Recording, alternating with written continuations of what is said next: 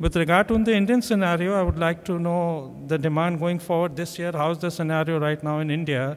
And where do you see the demand in the next few weeks and the next few months? Thank you, Anurag. First of all, good morning to all of you. We are heading towards afternoon. As regards India, we will, I'll just give a little backup, though most of the people will be knowing about India. It's a vast country. We have a population of about 1.21 billion, which is comprising of males of about 0.62 and females of about 0.58. And it's a growing population.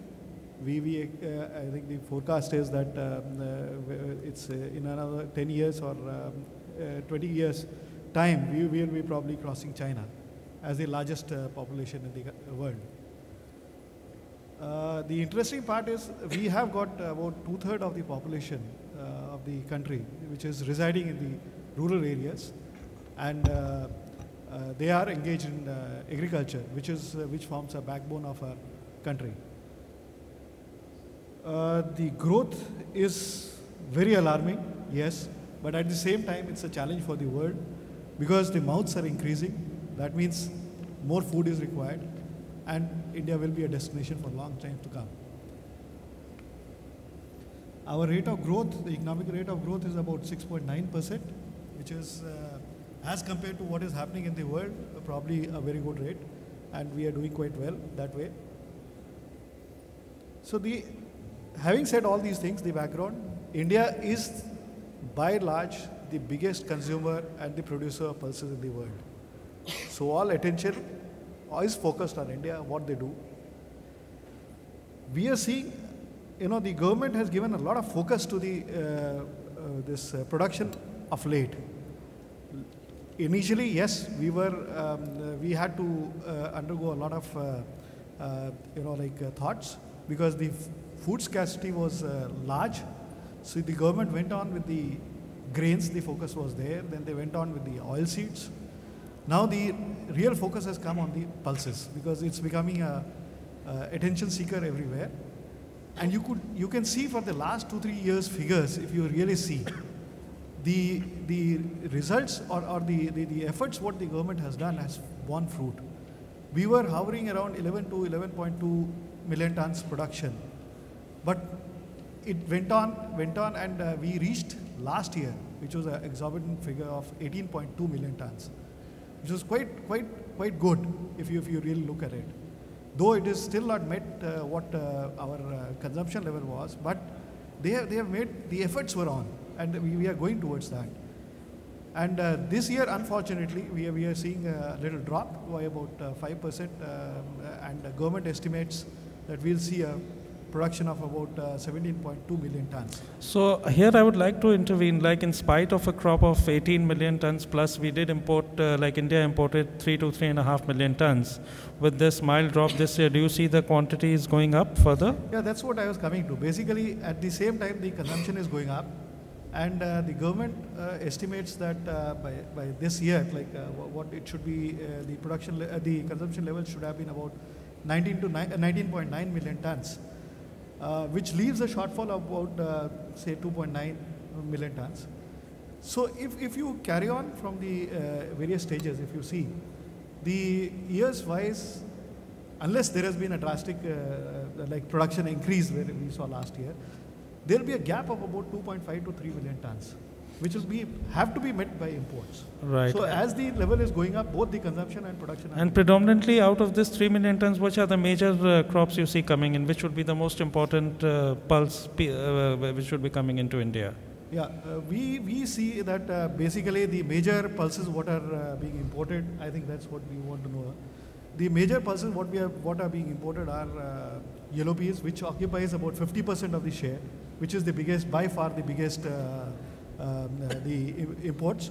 Otherwise, apart from that, if you see, there will be chickpeas, lentils, black matpe, pigeon peas, and mung. I think they are the major ones which are being imported. So, if I go by your version, then definitely we need to import 3 million ton plus, which would comprise majority of yellow peas and then other pulses like chickpeas, green mung beans, black mape, the lentils would follow. Yeah. Okay, that's been quite informative. I'd like to now go to Tayyab. how would you describe the situation in Pakistan? Where do you see the demand coming in, and which would be the most important pulses for you? Good afternoon, everyone. Pakistan is a country with a population of 190 million people. So it plays a significant role in the pulses industry. And as Anurag mentioned, more than 50% of the pulses trade is in the subcontinent. Pakistan is this year plagued by shortage in desi chickpeas, because usually our crop is about 600 to 700,000 tons. But this year we see only 200,000 tons crop. So overall, we will import an estimated 1 million tons, primarily desi chickpeas. But if the price of desi chickpeas continues to go up, we may see a shift to yellow peas. So, but in the overall mix of 1 million tons, I would say 40 to 50% will be desi chickpeas, 20 to 25% yellow peas, and then other pulses like black mapte, crimson, and Kabulis, of course, because we have our own homegrown crops like Kabuli chickpeas, mung, crimson, and desi chickpeas. But overall, this year has seen a lot of drought in the production, primarily due to weather and other factors. So we foresee about 1 million tons being imported. As far as Bangladesh is concerned, small country, huge population. We have about 144,000 square kilometers of land. Population, as per the provisional figures of the census of 2011, about 140 million. World Bank says about 160 million. So the major driver to the economy is, of course, agriculture. There is industrialization coming up. There is development going on in the country. Poverty is coming down. GDP and other things are improving. But having said all that, the requirement of pulses remains far behind, of what is, actually required for the consumption. Estimated market right now is about 1.6 million tons for pulses, out of which we produce about 700 to 800,000 tons. The rest 50% is about imported. And like Pankaj ji said, the Bangladesh follows the same pattern. 50% of that is about yellow peas. Other than that, red lentils and desi chickpeas. So these three pulses mainly comprise the whole basket for Bangladesh. Do you also see a lot of focus by the Bangladeshi government to grow more pulses in Bangladesh and become more self-sufficient? As far as the Bangladesh government has been concerned, there has been a lot of work to ensure food security in the grains, as in rice and wheat, with floating of a lot of global tenders from time to time. Pulses has not been taking the front stage till now. And the government only steps in during the months of Ramadan to stabilize the market. And in that, the main focus is on red lentils and desi chickpeas. So as regards imports are concerned, Bangladesh will definitely be there in the markets. You don't see the import figures coming down drastically in the next few years? Basically, no. We don't see that because, if you see the per capita consumption requirement at 45 grams per person, and multiply that with 140 million, we would be standing somewhere around 2.3 million. But like I said, our market is just about 1.6 million. So that's a huge gap, a huge shortfall that needs to be filled up. And by ways of the market trends, unless there is a potential shift towards pulses cultivation or towards pulses, development programs, there is always going to be a huge shortfall and a huge market for all you gentlemen sitting over here. We sort of 21, close to 21 million population, we are talking relatively, Sri Lanka is a very small player in the commodity trade, just in the industry, and talking about annual consumption, about overall the 200,000 tons of pulses. And there are three main pulses we consume, purely we are depending on imports. Can you speak a bit louder? Yeah, that is lentils and chickpeas and the peas. These are the three major commodities we import, and where we don't have any sort of any local productions. And when it comes to lentils, it's about 100 to 120,000 tons consistently we consume for the last 10 years. And the latest development for the last, when you take last 7-8 years, you know, we basically become 90% of the lentils we consume, we imported in a raw material, the whole lentils form, and we split over there because the lot of industries coming out, you know, just you know, splitting plants. You know, there are a couple of big plants and then small splitting plants coming out. About, we are talking about 15 to 20 plants. Therefore, there is no sort of a, you know, just average is about 100 to 120,000 tons. And the next commodity is the chickpeas. We consume about 25,000 tons annually. And basically because the 100% chickpeas at the moment is Indian dominated Sri Lankan market. And the other thing is peas we imported in the split form because a very small percentage we split in Sri Lanka. And I'm sure the Australian friends, they're happy because they got the 100% market share of the split peas in Sri Lanka. And once again, lentils, it's very important when you take 2010 statistics, and more than closer to 60% of the Australian crop exported to Sri Lanka. And there are two products where we can produce, that is black mat pea and the green mung beans. Where mung beans we consume annually about 10 to 12,000 tons, and black mat pea about 6 to 7,000 tons, whereas we got local production for mung beans about 5,000 tons. We are still short about 6 to 7,000 tons. Then the black mat pea we produce about 2 to 3,000 tons, where we short about another 3 to 4,000 tons. And as I said, because it's a small market, overall about you can take about 200,000 tons of pulses, and it's very consistent. And that's what about the Sri Lankan commodity. Do you see some more new plants coming in? Yes, because it's splitting cost in Sri Lanka. It's relatively cheaper than where other things. And the other thing is the new developments is because a lot of exports going out of Sri Lanka again to the Middle East market, because we just bring down and, you know, we're splitting and the export because it's a transit time about 3 to 4 days or 5 days, you know, hardly to the Middle East market. Therefore, because the exports also going on. Therefore, because we see going to be some more demand. You know. Okay, good. My friend Jairaj is looking very restless that I have not given him chance till now, but definitely I want your views as well, because lately over the last few years we've seen Jebel Ali coming in as a very strong destination for global pulses. 10 years ago, I've been broking for so many years, we never had options from buyers where they wanted options for shipments to Jebel Ali. But now Jebel Ali last 3, 4, 5 years is really important, and all major buyers want to keep an option for the cargo to be shipped there. So Jairaj, I want your views on this. How do you look at this region's importance in the next few coming years? Good afternoon, ladies and gentlemen. MENA is a pretty interesting region. You have 19 countries comprising MENA, and if you add few other countries which normally are not included, it becomes 32 countries. Now, on the higher side, that is including 32 countries, the population of MENA is in the region of 381 million people, and it is about 9% of the world's land. Interestingly, MENA also has 12 countries which are part of the OPEC, and in the economy tops $4.5 trillion. There is a wide variation between the income levels. On the low end, you have Yemen with $1,061, and you have Qatar, which is almost $49,500. But if you look at the flip side, it only has 2% of the renewable fresh water.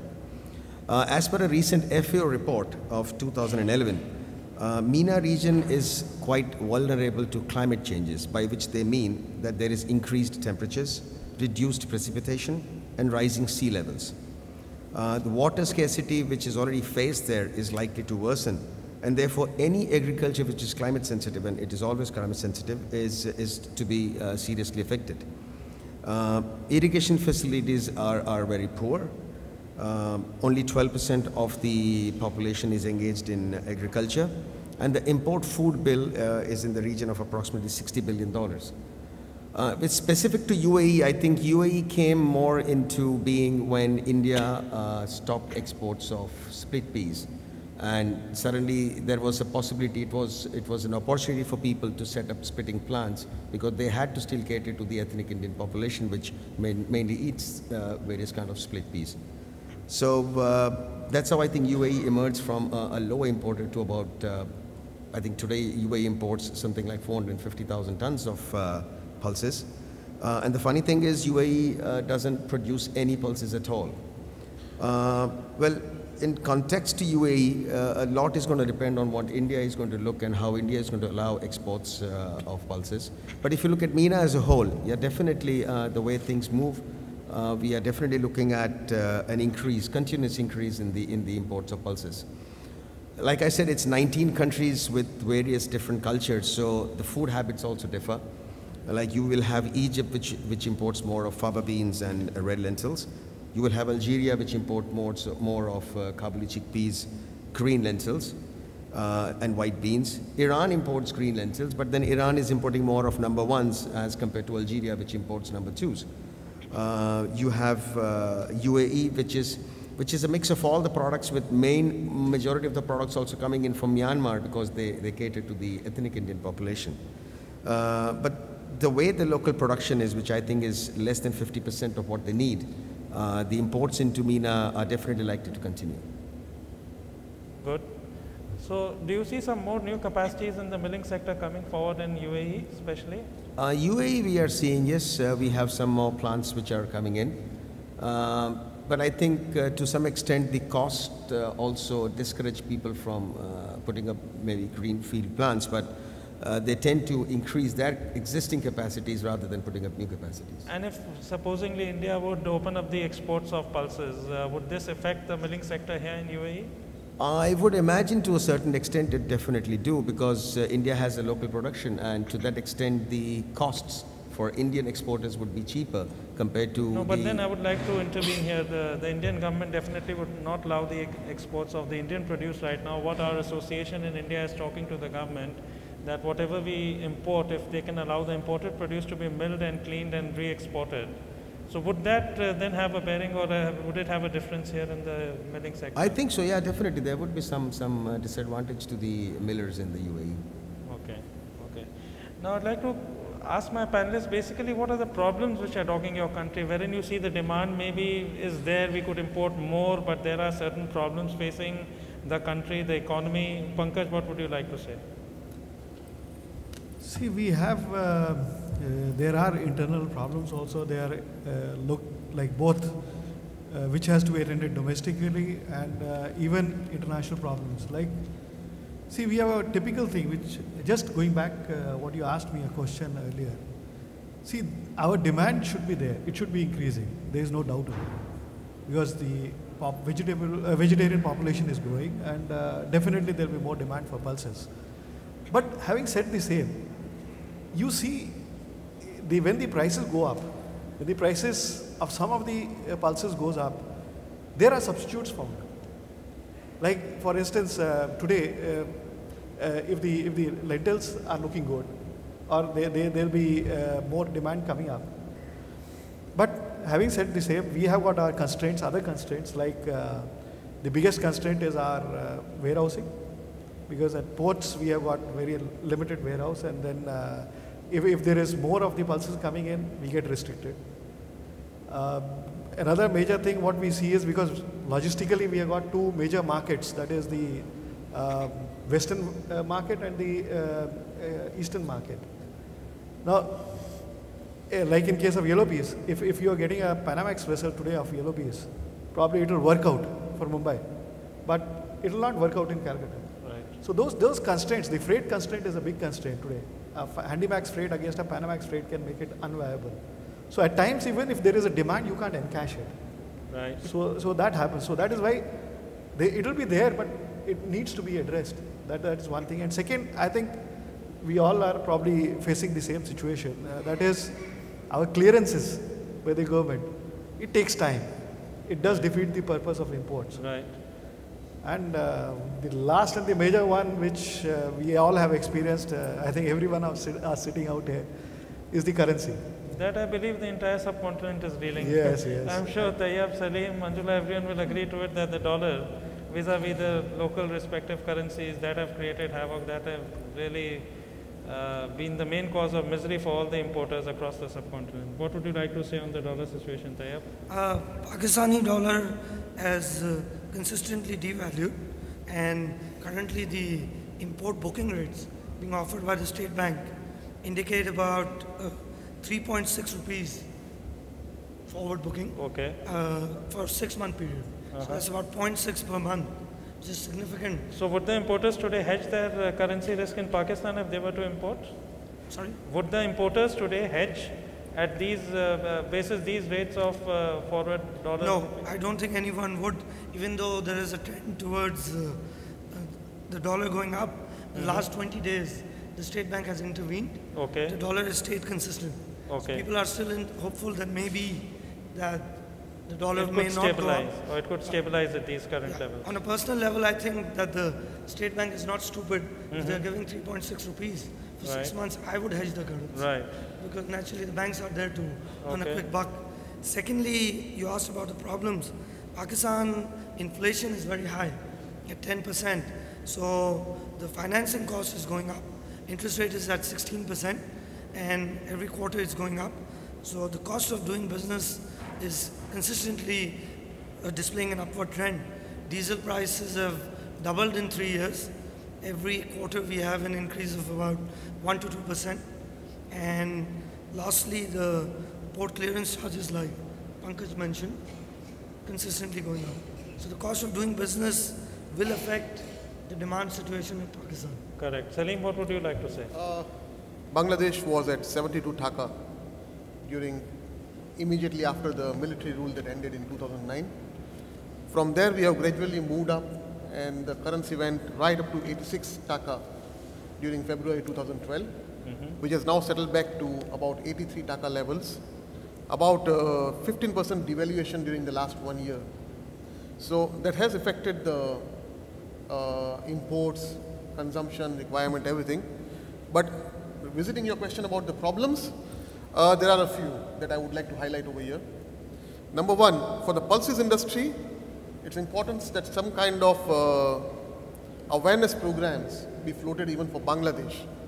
I would take this opportunity to highlight the requirement of this industry to promote more of pulses and more of the presence for this industry on the Bangladesh market. Secondly, like I told you earlier, that a lot of land that we have mainly goes towards cultivation of grains like wheat, rice and maize. So the portion of land that we get for pulses is much restricted. At the same time, the stagnating yields and other problems from your pests and other things have kept the farmer away from actually going for more pulses production. Right. So the gap is widening, the demand is there, the market is there, and then I think there's some initiative that needs to be taken on part of this industry also to promote Bangladesh. Like secondly, in India or in other countries, there is the organized sector. Yes, we have an association basically which looks after this. There is. I think, Sudhakar, why don't you work on this? We can liaise with the Bangladesh Association and make some road shows there as well to enlighten them and to give them more idea about the sector. And there are exchanges, where you can hedge your risks like you were asking just now. Yeah. Bangladesh does not have so much of a leverage or so much of a presence as far as the, exchanges are concerned. Right. So there is another one opportunity or avenue that can be explored okay. as far as the pulses or commodities trade in whole for Bangladesh is concerned. And apart from that, the milling, like what Manjula was saying, till now Bangladesh, the pulses industry has been a cottage industry, where about 1 ton or 2 tons capacity per hour mills were there, mainly all in the traditional form. But from 2009, the milling capacities or the milling facilities have also improved a lot nowadays with introduction of Sortex machines, etc. So there is a lot of chance for forward and backward integration in the pulses industry. Right. And going forward, maybe 3 or 4 years down the line, there is more scope for organization coming into this industry. Right. So you see even, do you see some foreign participants coming into the Bangladesh market, setting up maybe mills, or what would the scope be for them like? Do you really want that they come and they enter and they set up mills? What would your ideas be on that? There is a huge scope, there is a huge potential for that to happen. And as far as the market is concerned, there is a huge gap already present over there. Right. Depends only on what model or what kind this whole strategy is taken forward. So for the industrialization to take place and for the organization of this sector, there is a lot of possibility and a lot of opportunities present over there. Okay, thanks. Manjula, what about your take on the currency? Yeah, as I said, because these 4 or 5 commodities, governments declared is as essential commodities. Okay, every time because there is no the duty is not always changing according to the international market, maybe the local price. So how often do the duties change there in Sri Lanka? It's very difficult to say, because if the local market is going up something like that, then they according to that they adjust the duty, especially the duty structure, and the 2 products which are locally manufactured can produce black mat pea and mung beans. So just make it clear to me, you do not have a duty structure which should be valid, say, for a year or something. You don't have a. No, it's Okay. they basically they duty is fixed for 3 months. Okay. Every 3 months they review. For the. Okay. No, So it's not a quarterly review of the something import like that. duties. Okay. And all of a sudden, sometime, because now about a month back, for the black mat pea and the mung beans, they increase almost 40 rupees per kilo, from 50 to 90 rupees. The overnight they change, because that But was kind there of any specific reason for this increase? it's just to encourage the local farmers to grow and more, because but the problem is there is not that much infrastructure to the locally manufacture these mung beans or black mat pea, but they need to encourage. Therefore, that kind of problems, because especially apart from the currency, the customs duty is not fixed, and importers are really facing problems, you don't know when it's going to be happening. Therefore, that basically the government policy, the customs duty and the currency fluctuation is the major factors at the moment for the Sri Lankan commodity. Jairaj, you trade with so many countries, obviously so many different currencies. It's like a basket for you. Where do you see the currency volatility vis-a-vis the dollar affect Well, your currency trade? volatility has definitely affected the trade here. If you look at Iran, it's absolutely a nightmare. As Gordon had said, so many lentil containers have been right across the world. They were held up because Iranians didn't have the money to pay you because of the sanctions. Speak in the mic, it's a bit difficult to hear. Can you speak in the mic directly? It's a bit difficult to Yeah. hear what you're saying. You also have problems in Syria. Again, because of the sanctions, the Syrian currency devalued and the cost of imports went up. That led to problems. You had similar problem recently in Iraq. Currency is definitely a major problem. I mean, in terms of problems in these countries, I really wouldn't know where to start. I mean, let me just give you a small example. I think the biggest problem in this country is the partner you choose to work with. In a very recent example, there is a seller in a country who sells to a buyer in another country, in one of these countries. And after the product is shipped out, it reaches the port of destination, and the buyer is not clearing the goods because the prices have fallen. Days turn into weeks, into months, and the seller and the buyer meet, and they say, the seller says, "Why are you not clearing the goods and paying my money? It's been so long and it's hurting me." So the buyer looks at the seller and says, "Look at it this way." He says, "You have a younger brother in your house who is a drug addict. Do you kick him out of the house? You don't. I'm your younger brother. It's your fate I'm your younger brother, So it's more like choosing the right partner whom you work with. But having said that, yes, there are problems. There are logistical problems. There are government quarantine problems in certain countries where the goods go and they have to go through rigorous checks. In some countries, if you don't have the proper tags, the consignment can be rejected and it needs to be re-exported. Even against a letter of credit, for the funds to come to you could take weeks, months. So yes, there are a lot of problems, and Well, I think people are finding ways and means to somehow solve and go around these problems. Okay, now apart from this, I'd like to ask my friends here what specific problems do they think they are facing in the course of imports currently, and where do we find these solutions? Pankaj, what would you like to say? Any particular area where which you would like to give your views on? Okay. So that is, I think, one thing which, okay, to some extent we have got over it, but still it's not the final go yet. So we have to get the thing, you know, like basically on the this fumigation issue, we have to sort it out, and long-term policy is required. Apart from that, I think basically it's all local problems which keep on coming up. So we have to tackle that. That's what it looks like. Tayyab, what are your views? I think we have port charges issue, especially in bulk vessels. The cost is 2% more, and I think primarily lack of government support. And third most important is the law and order situation, just caused insurance costs to go up because lack of stability is causing everything to go. But primarily the port handling charges, especially in the bulk vessels, is 2% higher than container. Okay. So if that was reduced, then we would see much more cargo coming in, and I think local prices would also go down. Jairaj, any particular issue you would like to bring up to the audience here? Any particular? Well, like I said, I mean, there's so many countries with so many different issues. I mean, it's rather difficult to pinpoint. If you were to take just UAE into contention, what would you like to say?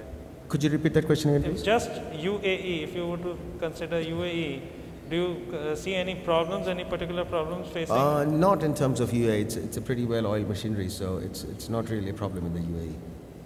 So basically, ladies and gentlemen, if you see the entire group in front of you, they comprise of almost imports which would be more than 50-55% of global pulses trade taking place, and there are a lot of challenges for all these countries, all these participants.